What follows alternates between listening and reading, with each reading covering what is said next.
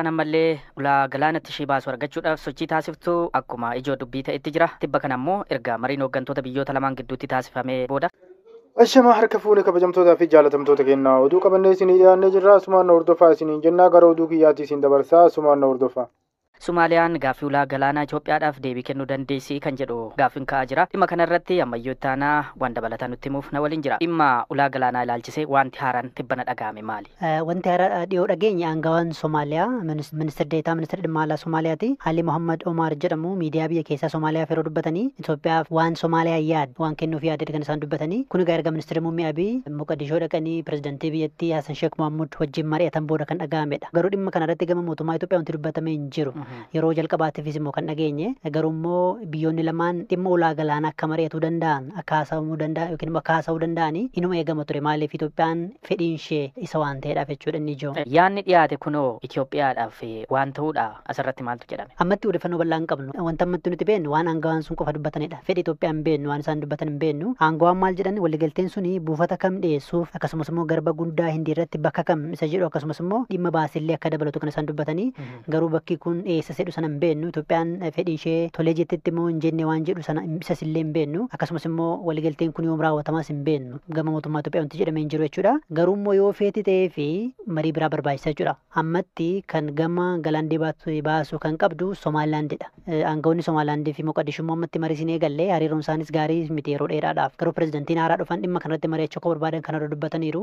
Kana dura immoo biyyoonni akka Somaaliyaas Jibuutis kan dubbataa turanii Itoophiyaaf ulaa galaana kennuu barbaadu garuu humna galaana akka isheen hundeessitu hin fedhan. Kanaafuu Itoophiyaan amma yooma Somaaliyaa wajjin walii galtee inni sun daldalaaf moo waraanaaf inni jedhu sifaa miti. Sun ammallee gaaffii guddaa ka'uudha. Dhimma erga mariin Somaaliyaa waliin eegale as hireen walii galtee waggaa dura Somaalilaandii fi Itoophiyaa waliin taasifatan maal ta'a kan jedhu yeroo ammaallee gaaffiidha. Asirratti odeeffannoon hanga yoonaa jiru akkamitti ibsama? Homtuun beekamu Itoophiyaa fi Soomaaliyaan gaafa dhaqanii walii galanii qabxiin tokko maal jedha birmadummaa biyyoota akka isaan kabajan qabxiin ibsu jira. Gama kaaniin immoo Soomaaliyaan faayidaa yookiin immoo fedhii dhimma ulaa galaana Itoophiyaaf beekamte akka kennitu biyyoonni lamaan akka beekamtii kennillee ni ibsa. Garuu hireen waliigaltee Somaalilaand maalirra akka ga'e hin beekamu. Asbaanis hin dubbanne garuu jijjiiramni jiru maali? Somaalilaand keessatti pirezidaantiin haaraa filatamaniiru. Pirezidaantiin haaraan sun immoo waliigaltee sana waan deeggaran miti iji shakkiin kan laalaa turanidha. Erga Itoophiyaan gaaffii ulaa galaanaa Somaalilaandifis haa ta'u immoo amma Somaalee wajjin jalqabdeeyyisi. Masrii fi Eertiraan dubbii kana waan jaalataniif fakkaatu yeroo waldhabdiin guddaan turellee Somaaliyaa maddii akka dhaabbatan meeshaalee waraanatiin akka deeggaran waliigaltee adda addaas taasifataa turan. Tarii Itoophiyaan Somaalilaand irraa isaa ta'u Somaaliyaa irraa ulaa galaanaa argattu irratti danqa akkamii ta'uu danda'u? Masrii fi Eertiraan keessumaayyuu yeroo ammaa kana immoo Eertiraa wajjiniin Itoophiyaan muddamaa keessa akka seentetti kaafamaa jira waan ta'eef. Deddeebiidhaan aangawoonni Masrii kana isaan dubbatan maali? Biyyi daangaan ishee laga qarqara hin taane yookiin immoo galaana diimaa qarqara hin taane humna galaanaa ijaarrachuu hin qabdu jedhanii deddeebiidhaan dubbatu. Torbanuma darbillee Eertiraa dhaqanii ergaa pirezidaantii Masrii pirezidaantii Isaayyaasiif dhiyeessanii turanii ministirii dhimma alaa biyyattii jechuudha. Wanti yeroo isis cimsanii dubbatan dhimma kanadha. Itoophiyaan immoo faallaa kanaati. Itoophiyaan ulaadha barbaaddi. Ulaan ishee immoo daldala qofaa miti humna waraanaa lachitti bobbaasuu barbaaddi. Masriin immoo sana hin feetu. Kanaafuu fedhiin isaanii walitti bu'a ifadha kuni. Garuu immoo gama Itoophiyaa ammas taanaan karaa nagaadhaan ulaa galaanaa argachuu akka hin dhiifne aangawoonni irra deddeebiidhaan dubbataniiru. Torban darbee dubbiimaan ministeera dhimma alaa Itoophiyaan gaaffii kana akka hin dhiifne dubbatanii akkasumas immoo torbanuma darbee guyyaa ayyaana Adwaallee ajajaan waraana Itoophiyaa Fiild Maarshaal Biraanuu Juulaa dhimma yerooti malee Itoophiyaan hawaasa galaana diimaa ta'uun ishee naaf jedhan. Kun ejjennoo Itoophiyaa sirriitti ifitti kan agarsiisudha natti fakkaata. Kanaaf dura dhaabbannaan Masrii sun tarii waan biraatti geessuu mala ammatti hin beennu garuu ejjennoon Itoophiyaa ifadha. Kana dura ministeera muummee Abiy Ahmed dhimma jiraachuu dhabuutu jedhaniiru. Wanta ammatti immoo dagachuu hin qabne Itoophiyaan Somaaliyaa wajjin amma Somaaliyaa Masrii fi Eertiraan hariiroo tolfatanii turanii gidduutti Itoophiyaan hariiroo tolfatteetti hidhatte Somaaliyaa wajjin araara buuste. Kun amma tokko tumsa isaanii laaffisuu danda'a jedhu xiinxaltoonni. Aguma Somaaliyaa wajjin hariiroo cimsataa jirtu immoo xiqqoo Eertiraa wajjin muddamii cimaa jira fakkaata. Inuma namoonni yoo biyyoonni lamaan kun Itoophiyaa fi Eertiraa walitti bu'uuf jedhanii dhimmi isaa wal dhabsiisu dhimma galaana diimaa ta'uu danda'adha. Itoophiyaan tarii dhimma asaffaa kaasuu dandeessi kan jedhan jiru waan ta'eedhaaf jechuudha. Kabajamtootaa fi jaalatamtoota keenya waa'ee ulaa galaana Itoophiyaa hedduu takka haga ammaaf furmaata hin arganne. Furmaata isii kanaa akkamitti ilaaltu? Wanni jawuumee kam waliin ilaalu ta'a kabajamtootaa fi jaalatamtoota keenya. Ammallee gama Soomaaliyaatillee furmaanni yoomaa hin dhufne waliigaltee irra gaanis waliigaltee ulaa galaanaa tana eessaan akka irra gaan haga ammaatti furmaanni argame hin jiru. Gara biraatiin ammoo Eertiriyaanii fi akkasuma Masris weerara adda addaa keessa galaatiin jirti. Akkasuma gama Itoophiyaa kanatti weeraruu feeti. Eertiriyaan dhiyoo kana gartee Masriin gara Eertiriyaa dhufteetiin weerara gartee nama gartee galaana diimaa gartee ka duraan ittiin jirre amma seenee barbaadu kana akka hin hayyamne jettee waa akkasii irra wal geessitee jirti. Amma gara biraatiin Eltiriyaan gara waraanaatti seenuuf qopheessaa jirti fakkaatti. Kabajamtootaa fi jaalatamtoota keenyaa mee gara oduu kiyyaatti isin dabarsaa. Sumaan hordofaa isiniin jaa. Sumaan nu jajjabeessaa laayik sheer sabiskiraayib gochaa nu jajjabeessaa kabajamtootaa fi jaalatamtoota keenyaa gara oduu kiyyaatti haasofna.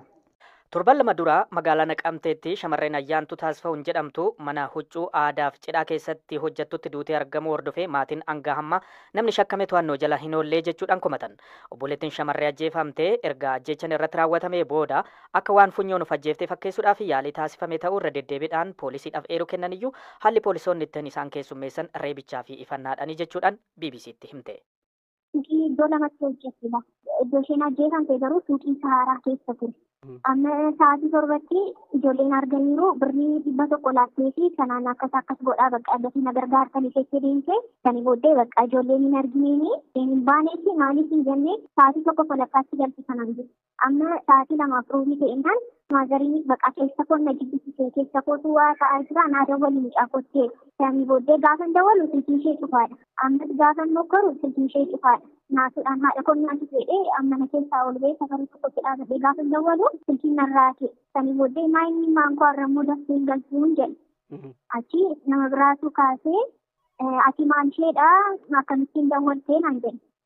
Ani obboleettii hodhaati maaliif barbaaddeen jedheen. Achi bakka haadha keessa abbaateetti miti poolis xaabiyaa jirti obboleettiin kee kottaa fuudhaanii jedhan achi naasuudhaanii irratti hin cufeen silkiisanii booddee indaganaa dawwalee isama gatiin inni jiruu fi sirriitti na hubachiisaan jedhanii haadha keessa abbaa kee fidii yookiin safara keessa nutti himaa dhufneetii fuunaa nuti poolisooliidha obboleettiin kee immoo nama wajjin walitti buutee dhukkubsattee dhimma miidhamtee gadi jirtuu fi haadha keessa abbaa kee fidii yookiin dhufneetii fuunaa safara keessa nutti himaa fi iddoo akkasiin eegaan jedhan poolisooliin jechuudha. Innuma adeemnu poolisooliin reeffa ishee buusaa jiru sharaadhaan xaqallalamee jechuudha. Poolisooliin lamadha. Maaf akka achi dhufaniif yooma akka dhaga'aniif hin beeknu. Akka seeraattis ta'e of ajjeesseefi of fannisteefi ta'eyyuu maatii waamanii poolisii waamanii fiyyoo sana qochisiisu. Sani booddee haati koo gaafa deemtu haadha koo tuman obboleessi koo innis gaafa deemu isa fil'aan achi anis gaafa itti buudhaku bakka naannisa akka hin taane na godhanii dhumarratti bakka humnaa ol gaafa ta'u haati koo ni warra dhukkubsate olii naasuudhaan babba'anii yericha qas ta'e karaa dudduuba isaanii deemee gaafa sharaaban biyya isheen arge baay'ee tokko amanuu dadhabee muluma isaa gaafa banuu isaan nan arginu. Namni itti baay'ateenaa haadha koo fi obboleessa koo tumaa turan gaafa ilaalu bakka garaan isheedhaan ciisti mormi ishee akka xinnoo naanna'eera kirriin xinnoo morma ishee irra jira afaan ishee banamaadha borora baay'ee immoo borora keetti naasuudhaan bakka hammatee gaafa dhungadhu na argani akkamitti na argiteedhanii naannoo na fuudhanii achitti na tuumanii na ajjeesuuf ka'an. Poolisiidha warri kana godhu. Eeyyee poolisiin nadhee maaf sharaaban ta'e maaf ilaaltee naan jedhanii kanaan dura poolisummaadhaan agalagalee ture abbaan koo jechuudha. Achi wal beekuu akkamitti mucaafoo reeffa koo naalaadhaa mucaafoo dheenyaan mucaa laqaa sassaabamsiidhaa mucaa isheedhaa jedhanii achumarraan badee hafe poolisiin inni tokko. Reeffi qorannoof gara Finfinnee wayita geeffames abbaan suuqii Ayyaantuu qacaree hojjechiisu obboleessa isaa waliin imaleeraa kan jettu obboleettiin achittis maatiin ragaa akka hin arganne waliin dhaamaa akka ture dubbatti. Dabalataan du'a obboleettii ishii maatiin harki namaa keessa jira jedhee amanuun wal qabatee shakkamaan to'annoo jala oolee hin jiru jetti. Hin jiru. Yeroo dhiyoo kana qabameera hin jedhanii abbaan namicha. Erga gaafichaayyuu gaafatii dhaqaatii tokkomaa akka seeraatti ta'ee lafa isheen duuteetti namni birmachuu qaba ture yookiin immoo safara sanaafi akka shakkamaatti hunduma isaanii qabamuu turanii amma galmeewwan achi keessaatti isaantu argeeyyiidha. Baajaajiidhaan reeffa fuudhuuf akka ba'an garuu nuti ni sodaatanidha. Namicha sodaatan birriidhaan wanta hundumaatti dhufeeraas immoo fuudhaan isaa tokko nu gochuu danda'a malee jedhanii sodaatanii malee nuti immoo fudhaaf turan. Baajaajii fidee reeffa baasuuf ture yericha. Warra fooqicha jalaa immoo baansii jira. Dabanyoolii warra baansitu gaafa reeffa baasu fedhu isaantu irra ba'e. Ijoollitti reeffa kaatan immoo nuudhaan sirriimatti nu beeku. Akkamittiin isaanillee nutti mana keenya duratti beeku. Safara keenyadha ijoollitti. Erga gaarichaati ijoollitti hin jiranii. Wanni maatiin shakku maali? Abbaa suuqiiti? Abbaa suuqiiti mucaan achi keessa hojjetu. Kanaaf poolisiin hanga ammaatti isaaniin to'achuuf dhiisuusaa maatiin quba qabaa? Inni ta'ee maachi keessaatiin amma nuti gaafa deddeemu kala tokkoyyuu hin arganne har'as deemiin tokkoma abbaan kun namni shakkuu qaba to'onni jala ammasitti amarii isaatiin bootti to'onni jala naa ooshaa gaafa jedhufi namni akkanadha mijjanii jedhee hin jiru ni isa maachi keessatti. Qorataan yakkaa Naqamteerraa dubbeefne Saajin Fiqaaduun himannaa maatiin poolisii irratti dhiyeessee fi galmeen yakkaa haala irra jiru gaafannus yaada kennuu dhiisuun sababa dhiyeessuudhaan bilbila cufaniiru. Akka laame abbaan alangaas na bukkee jira. Tole. Nama galmee sana wajjin qorachaa jirru. Kanaafiyyuu daqiiqaan lama duwwaa naan hoositaniire ittiin deebi'a.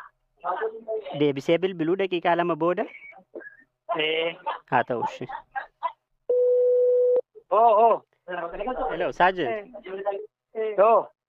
Hayyee haasa'uu dandeenya amma? Amma laame. Tole. Dhimmichi hooggansi jira waan ta'eef sadarkaanii hooggansa wajjin wal dubbisna. Kanaaf hooggansi nu wayyameedha laa nuti raawwataadha waan taaneef dhimma kana jennee. US deeggarsa waraanaa Yuukireen irraa kuttee jedhe White House. Yuukireen deeggarsa meeshaalee waraanaa tumsa maallaqaa fi meeshaalee garaagaraa taasisuudhaan gita kan hin qabne US deeggarsa kana yeroodhaaf dhaabu White House beeksisee jira.